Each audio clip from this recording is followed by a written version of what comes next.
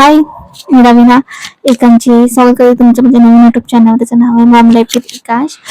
तर आजचा जो आपला व्हिडिओ आहे किंवा व्हिडिओचा जो टॉपिक आहे तो आहे प्रेग्नन्सी बद्दल. तर त्याबद्दल आपण म्हणजे त्या विषयावर आपण आज बोलणार आहोत. तुम्ही बघू शकता इथे मला जो घरात सगळा पसारा पडलेला आहे तो सगळं मला आवरायचा आहे. ते एकान झोपला होता पाळण्यात, तर आता सध्या उठून बाहेर मी त्याला दिलेलं आहे त्याच्या मामाजवळ. तर प्रेग्नेन्सीच्या रिलेटेडच आपले म्हणजे व्हिडिओ जास्त असणार आहेत, म्हणजे की जेणेकरून 2026 मधल्या ज्या आई आहेत, म्हणजे ज्या नवीन आई होणार आहेत किंवा न्यू मॉम झालेल्या आहेत त्यांच्यासाठी, की आता कसं की जसं मी माझ्या प्रेग्नेन्सीमध्ये लास्टच्या वेळी चुका केल्या, म्हणजे बोलतात ना की मी काय चुका केल्या, काही मी काय मिस्टेक केली की त्यामुळे मला असं म्हणजे इमर्जन्सी मला सगळं करावं लागलं त्याबद्दल. परत की म्हणजे खूप साऱ्या गोष्टी आहेत की खूप म्हणजे मी शेवटी ऐकल्या नाहीत, म्हणजे किंवा माझ्या घरच्यांनी मी सांगत होते ऐकल्या नाही, तर तुम्ही काय केलं पाहिजे काय नाही केलं पाहिजे त्याबद्दल आपला म्हणजे व्हिडिओ आहे. आणि त्याबद्दलच आपण पुढे पुढे बोलणार आहे. तशी मी माझ्या प्रेग्नेन्सीची लाईफ जनरली किंवा स्टोरी सांगेल की असं असतं किंवा असं झाल्यामुळे माझं असं झालं, तर मी पहिली गोष्ट तर मी मिस्टेकच सांगेल की मी काय केली ती आणि पुढच्या व्हिडिओमध्ये सांगणार आहे. आणि ह्या व्हिडिओमध्ये मी 2026मध्ये तुम्हाला काही बेनिफिट्स किंवा काही अशा गोष्टी की 2026 मधल्या नवीन ज्या आई आहेत त्यांना लागू पडेल अशा काही गोष्टी मी सांगणार आहेत. जसं की किंवा काही जणांना माहितीच नसतं डिटेल्समध्ये, तर आता मी प्रेग्नेंट होते, मी पण सगळं सर्च करण्यापेक्षा मी असं म्हणून माझ्या डॉक्टरला एक एक गोष्ट विचारून मी सगळं हे केलं, तर त्याबद्दल मी त्या विषयामध्ये बोलणार आहेत. म्हणजे जसं की काही काही बोलतात आपण की सगळ्यांना माहिती असून काही काही बायकांना माहितीच नसतं काही गोष्टी, त्यामुळे.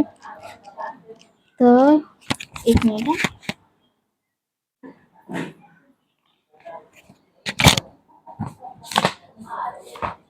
हां, सॉरी जास्त टाइम गेला.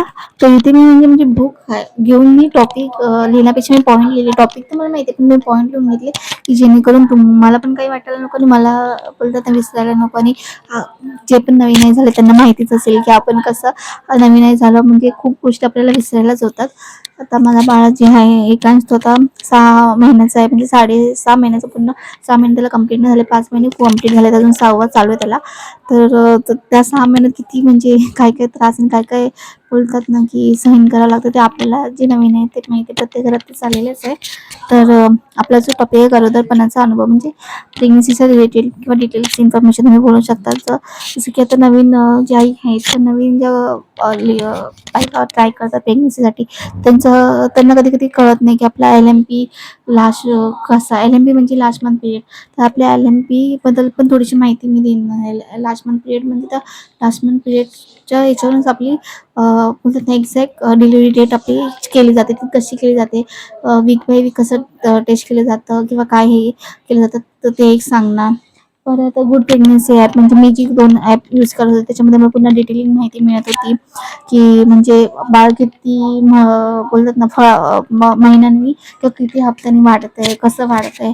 परत कुठलं फळ कुठल्या ह्याच्यात कुठलं फळ हे फळाची नावं देतात तसं हे.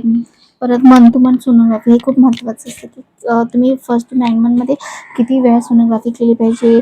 परत त्या सोनोग्राफीमध्ये कुठले कुठले म्हणजे ते नाव काय आहेत, बेबीचे हार्टबीट असतात, हृदयाचे ठोके ते कधी येतात, कुठल्या हप्त्यामध्ये येतात, तर ते सर्व. परत हॉस्पिटल बॅग तर खूप इम्पॉर्टंट आहे, तो आपण छोटे छोटे करतो, तर त्याबद्दल. परत जी मिस्टेक केली ती तुम्ही करू नका, ती अवॉइड केली पाहिजे. परत प्रेग्नेन्सीबद्दल केअर, काय काय केअर केली पाहिजे. एक्सपेक्ट डिलिव्हरी डेट मी सांगितलं आहे, LMPमध्येच आपली लास्ट मंथ पिरियड, सॉरी आपली स्टार्टिंगची लास्ट मंथ पिरियड असते, त्याच्यामध्येच आपली एनची एक्सपर्ट डिलिव्हरी डेट आपली तिथे फिक्स केली जाते. आणि सगळ्यात महत्त्वाचं म्हणजे फायनान्शियल सपोर्ट. आपण आपल्या सासरे असतो तर सासरकडचे करणं असेल तर आपल्या नवरा किंवा जे पण सासू असेल त्यांचा तर सपोर्ट, आणि जर माहेरी असेल तर माहेरी करणार असेल तर माहेरच्या लोकांवर सगळं दबाव टाकता आपल्याकडेही काहीतरी फायनान्शियल सपोर्ट हातात असला पाहिजे की इमर्जन्सी, जसं मला इमर्जन्सी पळावं लागलं तर ते. परत BMC हॉस्पिटलमध्ये काय तुम्हाला बेनिफिट असतात, प्रायव्हेट हॉस्पिटलमध्ये काय असतात, परत इंजेक्शन किती दिले जातात, तुम्हाला किती महिन्यामध्ये किती इंजेक्शन दिले जातात. परत प्रेग्नन्सी कॅम्प स्टार्ट झालं BMC हॉस्पिटलमध्ये काय असतं, OPD काय असतं, संडेचा बंद असतो पण बाकीच्या दिवशीसाठी कसं काय असतं मॅनेज केलं जातं. तर प्रायव्हेट हॉस्पिटलमध्ये इमर्जन्सी कधी होते. परत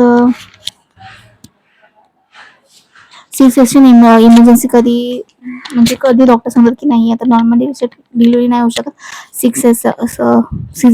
सीझरसाठी तुम्हाला आता म्हणजे रेडी व्हा किंवा सीझरच करावं लागेल कुठल्या सिच्युएशनमध्ये होतं वगैरे. आणि प्रायव्हेट हॉस्पिटलमध्ये आणि PMC हॉस्पिटलमध्ये मी बोलत असे की तपासणी कुठे फ्रीमध्ये मिळते. ऑफकोर्स प्रायव्हेटमध्ये काही फ्री मिळत नाही, पण PMC हॉस्पिटलमध्ये फ्री मिळतं. TTची इंजेक्शन असते ते बाहेर पण प्रायव्हेट हॉस्पिटलमध्ये त्याचे पैसे घेतात, पण PMC हॉस्पिटलमध्ये त्याचे पैसे घेतले जात नाहीत. विटॅमिनच्या जे पण मेडिसिन असतात किंवा पावडर असतं ते तर कुठं आपल्याला फ्री मिळतात PMC हॉस्पिटलमध्ये. पण प्रायव्हेट हॉस्पिटलमध्ये एक बोलतात ना मंथ टू मंथ जसे आपले मेडिसिन चेंज होतात. विटॅमिन कॅल्शियम ह्याच जास्त असतात, तर त्यामध्ये आपल्याला समजा बेबीची ग्रोथ कमी असेल, वेट कमी असेल तर त्याच्यामध्ये आपल्याला दिलं जातं ते म्हणजे पावडर, जे आपल्याला 7 मंथ पर्यंत जास्तीत जास्त दिलं जातं. म्हणजे पहिले ते 7व्या महिन्यापर्यंत ते आपल्याला बेबीचं त्यांना डॉक्टरला वाटलं की कुठेतरी वेट कमी आहे किंवा आपल्याला कॅल्शियम जास्त, तर ते पावडर आपल्या दुधात किंवा पाण्यामध्ये टाकून पिण्यासाठी दिले जाते. ते प्रायव्हेट हॉस्पिटलमध्ये तर आपल्याला बाहेर घ्यावं लागतं. तसं PMC हॉस्पिटलमध्ये पण घेऊन देतात, पण ते आपल्याला म्हणजे कॅल्शियम आणि विटॅमिनच्या जोड आपल्याला देतात सकाळ संध्याकाळ किंवा जे डॉक्टर सांगतात तसं आपल्याला ते रेग्युलर खायचं असतं. आणि बाकी तर आपल्याला घरचे किंवा आपण तर चेक करतो आजकाल सर्च करून सगळं की म्हणजे सांगतो की 4थ्या-5व्या महिन्यात किंवा 3ऱ्या महिन्याच्या नंतर नारळ पाणी प्या, हे प्या.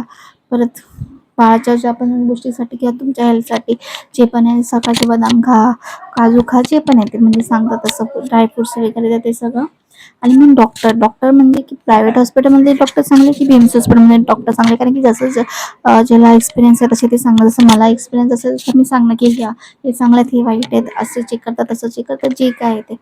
तर मग आपला जो व्हिडिओ यायचा तर त्या संदर्भातच आहे की तुम्हाला म्हणजे प्रेग्नन्सीचे कुठले छान ॲप आहेत तर त्याबद्दल मी सांगेल. परत मन टू मन कुठली सोनोग्राफी केली जाते, किती महिने सोनोग्राफी केली जाते, त्याच्या समजा तुम्ही प्रायव्हेट हॉस्पिटलमध्ये करत असाल चार्जेस किती, PMC हॉस्पिटलमध्ये करत असाल तर चार्ज तर नाही लागत, पण तिथे बरोबर सांगतात की नाही. आणि त्या सोनोग्राफीला काय म्हटले जातात, लास्ट सोनोग्राफी कधी केली जाते, फर्स्ट सोनोग्राफी कधी केली जाते, बेबीचे हार्टबीट कुठल्या ते कुठल्या हप्त्यात येतात.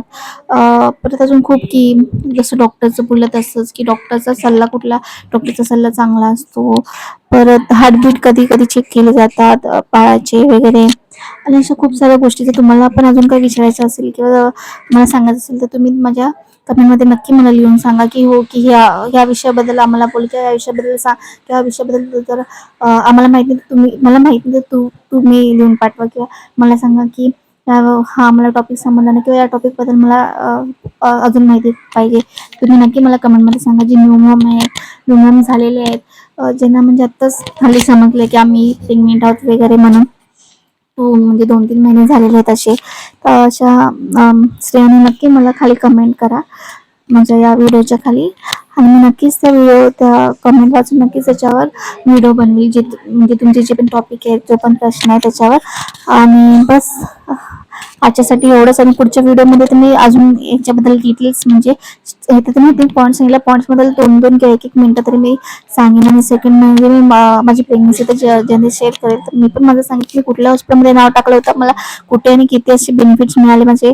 आणि माझी इमर्जन्सी कधी वाढली आणि मी म्हटलं तसं की काय मी सगळ्यात मोठी मिस्टेक केली 2026 मधल्या आईने करू नये, तर ते सगळं मी आता नेक्स्ट व्हिडिओमध्ये टाकेल. आणि बस असंच प्रेग्नन्सी. आणि जो माझा एक शॉर्ट व्हिडिओ होता प्रेग्नन्सीबद्दल, जे मी वीक बाय वीक माझ्या प्रेग्नन्सीच्या 8व्या आणि 9व्या महिन्यात लास्टच्या मंथमध्ये मी टाकला होता, तर तो तुम्ही बघितला नसेल तर तुम्ही नक्की जाऊन बघा, कारण की त्या व्हिडिओला तुम्ही खूप प्रेम दिलंय.